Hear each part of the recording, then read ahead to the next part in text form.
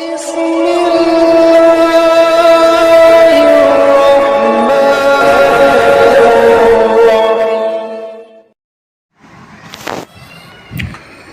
السلام علیکم ورحمۃ اللہ وبرکاتہ۔ آپ دیکھ رہے ہیں ہمارا یوٹیوب چینل خطبات اسلامک آفیشل۔ سامعین محترم، آج ہم آپ کو قرآن سے وظیفہ بتائیں گے،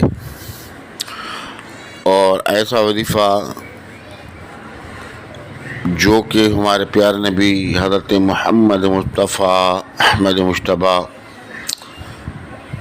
سرور کونین امام الانبیاء صلی اللہ علیہ وآلہ وسلم نے بتایا۔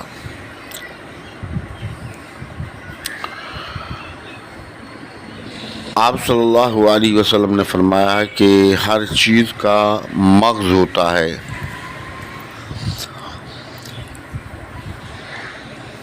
اور عبادت کا مغز جو ہے وہ دعا ہے۔ جب بھی آپ اللہ تعالیٰ سے اپنے ذوق اور شوق کے ساتھ دعا مانگتے ہیں تو اللہ پاک ضرور اپنی بارگاہ میں آپ کی دعاؤں کو قبول فرماتا ہے، اور ان دعاؤں کا اثر یا تو فوری ظاہر ہو جاتا ہے یا کچھ دیر سے۔ اگر وہ ہمارے حق میں جو کچھ ہم نے اللہ سے مانگا بہتر نہیں، تو پھر کل قیامت کے دن وہ امانت ہے، اللہ رب العزت ہمیں عطا فرمائیں گے۔ سامعین محترم، آپ ویڈیو کو مکمل دیکھیے گا اور بالکل اسکپ نہیں کرنا، مکمل دیکھنا ہے تاکہ آپ کو اچھے طریقے سے یہ وظیفہ سمجھ میں آ جائے۔ دیکھیے، جو وظائف ہوتے ہیں یا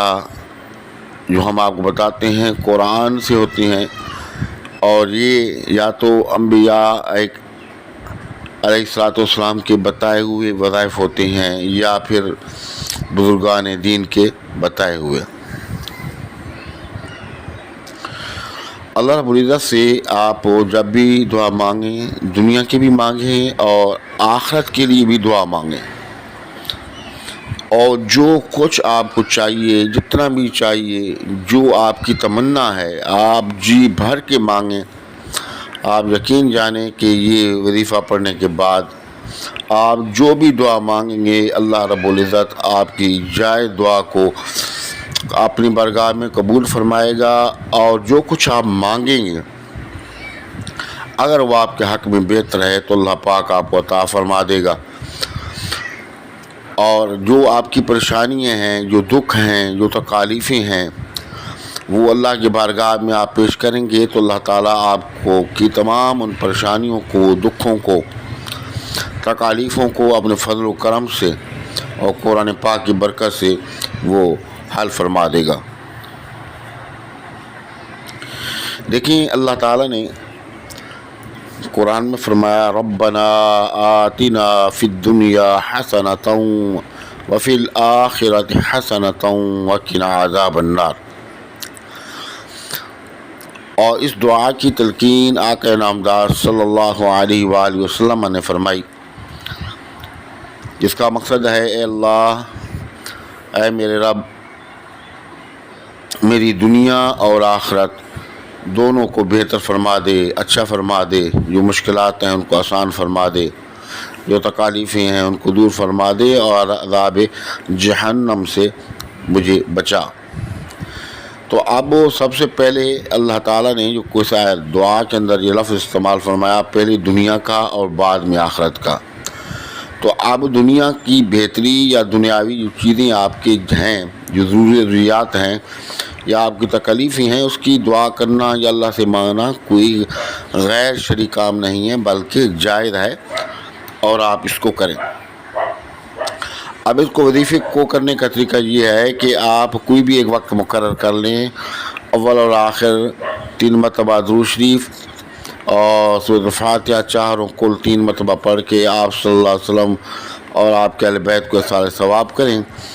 اور اس کے بعد اول اور آخر 11 مرتبہ درود ابراہیمی پڑھیں، اور درمیان میں یہ ربنا آتنا فی الدنیا حسنۃ وفی الآخرۃ حسنۃ وقنا عذاب النار، یہ 71 مرتبہ پڑھیں، اور پڑھنے کے بعد آنکھیں بند کر لیں اور جی بھر کے جو کچھ آپ کو چاہیے، جو بھی آپ کو طلب ہے، جو بھی آپ کی پریشانی ہے، جو بھی آپ کا معاملہ ہے، اللہ کی بارگاہ میں پیش کریں۔ آپ یقین کریں گے ایسا آزمودہ وظیفہ ہے کہ 7 دن کے اندر اندر آپ کی جو بھی خواہش ہے، جو بھی تکلیف ہے، جو بھی معاملہ ہے، اللہ رب العزت اپنے فضل سے پورا فرما دیتے ہیں۔ تو آپ اس وظیفے کو کریں، اس سے فائدہ اٹھائیں، دعاؤں میں یاد رکھیں۔ یہ صدقہ جاریہ ہے، آپ اس میں حصہ اس طرح لے سکتے ہیں کہ دوسروں تک آپ ان وظائف کو پہنچایا کریں، تاکہ مخلوق خدا کا فائدہ ہو۔ کر بھلا جو ہو بھلا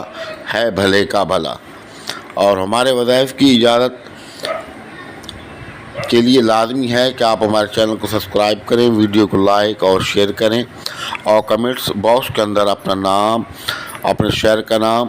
لازمی لکھیں۔ اسلام کا جواب بھی کمنٹس باکس میں دیا کریں۔ السلام علیکم ورحمۃ اللہ وبرکاتہ۔